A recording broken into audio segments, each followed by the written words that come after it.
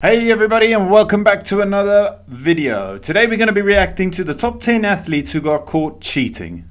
Now, cheating sucks however you look at it, but when you get caught doing it, it sucks even more. If you haven't done so already, please hit the subscribe button down below, and if you're feeling extra frisky, you can hit the like button. And without further ado, let's get into it. Nekro. So here's the thing, this guy didn't just cheat, he cheated badly. Like everyone knew Nekro was sanding down balls with sandpaper, but no one called him out. When the umpire finally noticed, he pulled the dude aside, and that's when things got hilarious. I mean, you could see him throw the sandpaper away while emptying his pockets, but it doesn't work because everyone else sees it too. In fact, even getting caught wasn't enough to make him fess up. He just kept repeating that the board and sandpaper were for keeping his nails short. Yikes. You gotta do your nails, man. For his second shutout of the season, Candiotti's no-hit bid was spoiled by Mike Easler's leadoff bloop single to center field in the 8th inning. For the game, Candiotti struck out 5 and walked 1. That ref or umpire or whatever the heck they call looks like he's about to beat his ass. Look at his shoulders. They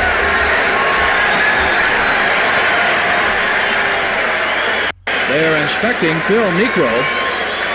Look at those glasses. He's out of there. Get out of there, buddy. You cheating, dirty bastard. And Joe Nekro emptied his pockets. They kicked him out of the game.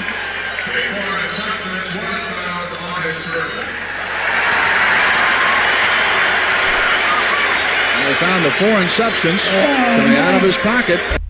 You can't cheat if you suck at cheating, mate. And then your excuse is even worse. Was to do my nails. And wanker. And then out. Number 9, Michael Pineda. Now we're putting this guy on the list because he got tossed from the game, but I'll be honest, there seems to be a lot of debate about whether this counts as cheating or not. Basically, Michael Pineda got called out for having pine tar on his hands and neck, which is supposed to give a pitcher a better grip, but can also make the ball move in unpredictable ways. No one actually knows if it actually works, and even the commentators try and justify what he's doing. With that said, he did get thrown out of the game, so I'm guessing the umpire definitely had his mind made up.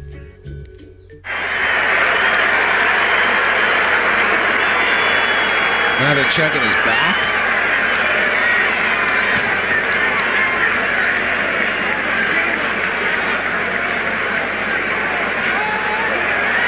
Saying it's against the rules. I get that. Why would you have it so apparent on your neck and the other time on his hand? Well, what do you do? It's clearly something's there on his neck and they checked it out. Why would you do that? You know it's against the rules. And you just had a major... Especially with the cameras nowadays, you're never going to get away with it. Don't even bother. Don't even bother. Incident against this very same team, and you realize they were going to be... See you later, masturbator. It makes no sense to me. I mean, we've talked... Number 8, Tonya Harding. Figure skating isn't exactly the most popular sport in the world, but this scandal is so big that it's even been on the big screen. Everyone knows the story. Tonya Harding and Nancy Kerrigan were rivals, and the Olympics were coming up.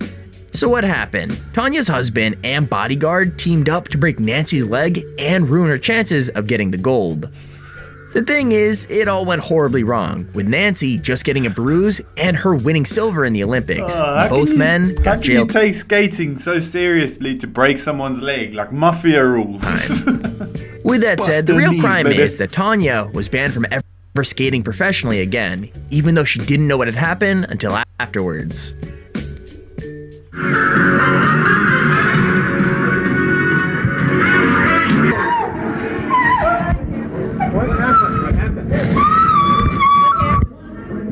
I've never seen the video. I've heard about it. They did it right when she went through that curtain. That's one, you've got massive balls, and two, you got not much up there, mate. Why? Oh, kiddo. I don't know. Number 7, Dwight Howard. Now this is a weird one, because it's hard to know if this guy didn't know the rules or if he just didn't care. I mean, the ball had to be swapped in this game when officials noticed it was covered in stickum, but they obviously didn't know which player was responsible. With that said, it didn't take long for it to come out Wouldn't that it was make it Dwight harder Howard, to shoot and his if it's reaction sticking to was your pretty hands? funny. Like, he just straight up admitted to doing it every single game, and even though the NBA said it was illegal, he just couldn't understand why it was such a big deal. He's really a well-rounded player. In that first game, the Rockets had a 19-point lead early in the game, and Millsap's telling him to look at the ball. Must be sticky.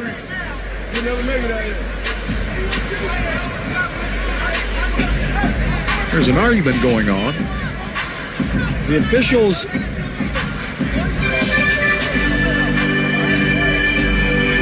Just holds everything up. are saying There you that go. stickum is illegal, and the ball has stickum on it. Run, mate, run. And so they're going to have to exchange the ball, and the officials have warned both teams that stickum is illegal. Do not use it. Well, Number 6. Fernando Vicente. It's important to remember that it's not always the players who are cheating. Sometimes it's the bosses who are to blame. I mean, this Spanish boss had a winning basketball team in the Paralympics, but something just wasn't right. Oh, man. Basically, 10 of the 12 team members weren't disabled at all, but had tons of fake certificates saying they were intellectually handicapped. Oh, that In is fact, the so kids only messed came out up. when their pictures were in the paper, and readers who knew them said they had IQs way above 70.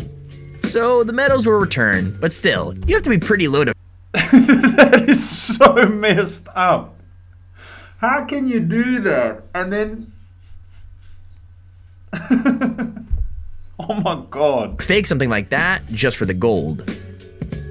This next That bunch is of so characters low. run away with a gold medal when it comes to outrageous athletic misdemeanor, and in the process brought shame upon a whole nation. We were encouraged to pretend to be stupid. October the 24th, 2000, and it's the grand final of the intellectually What the disabled heck? basketball competition That's for so players wrong. with learning difficulties. It's Russia versus Spain. However, the Spanish have a secret advantage. 10 out of the 12 of them are perfectly normal, putting it on in the hope Hold on. Not perfectly normal. That's... You can't say stuff like that. That's wrong. That's wrong. I've got disabled family members. You can't... they're normal. Yeah, don't say normal. That sort of rubs me the wrong winning way. gold. And I wasn't laughing because I think it's funny, by the way. I just think it's so low. How can you do that? Number 5. Brandon Jennings. Okay, so I know the players are cheating, but it's kind of funny that even the refs didn't notice at first. Basically, when a free throw was called, Jennings walked up to take it, even though he was nowhere near the play. No one noticed till after he had made the shot, and the ref only made them redo it because the other team called it out. The hilarious thing is, Jennings wasn't even mad about being caught. He just grinned and backed off, and there weren't any real consequences at all. Oh, well, I Check tried. this play out. Andrew Bogut draws the foul. Now notice, Brandon Jennings isn't even a part of this play. Bogut is the one who got fouled. Jennings is an 81% free throw shooter. He walks to the line. Bogut, a 59% free throw shooter, he walks underneath. The Bucks are trying to pull a fast one. Nobody notices, including the ref. He gives Jennings the ball. Jennings shoots the free throw and makes it. And then people start to figure out, hey, wait a minute, man. He wasn't even involved. And Jennings like, what did I do? Number 4. Sal Alosi. I've already said that it's not always just players in the wrong, and this is another case of the coach causing bad behavior. Apparently, the coach told 5 members of the Jets to form a human wall on the sidelines, just to influence where the Dolphins gunner would go. Once he was right where he wanted him, the coach straight up tripped the gunner and sent him sprawling on his face. The thing is, even once the plan came out, nobody could actually decide for certain which parts broke the rules and which didn't. In fact, people still can't agree, so feel free to fight it out in the comments. Oh, man. He is on the Jets sideline. It's just... Well, it looked like he got tripped by one of the what members cameras? of the Jets staff. Well, how do you know? We got proof. Well, You're on this the big is screen, just you uncalled muppet. for in the NFL. Watch the knee here being stuck out on purpose to trip up Nolan Carroll. Not sure who that person What an is, but idiot. they should be ashamed of themselves for that type of action. That has no place in any athletic event. Number 3. Ryan Mattis. Now it's obvious from this list that certain kind of cheats happen more than others, because this is the second baseball clip that ends with someone being thrown off for pine tar. Well, I guess that's not exactly true, because they didn't say it was pine tar, but either way, pitcher Mattis was removed for having a quote-unquote foreign substance on his arm. The crazy thing is, this happened less than a year after Pineda was removed for the same thing, and just a week after another player was caught doing it too. So yeah, it looks like the MLB definitely has a reoccurring problem. It's going to be an awkward conversation. He's been thrown out of the game. Where the refs stroke him. It's sticky. Brian Mattis becomes the second big league pitcher this week to get thrown out of a game for a foreign substance on his arm. Mattis thrown out in a scoreless game in the 12th.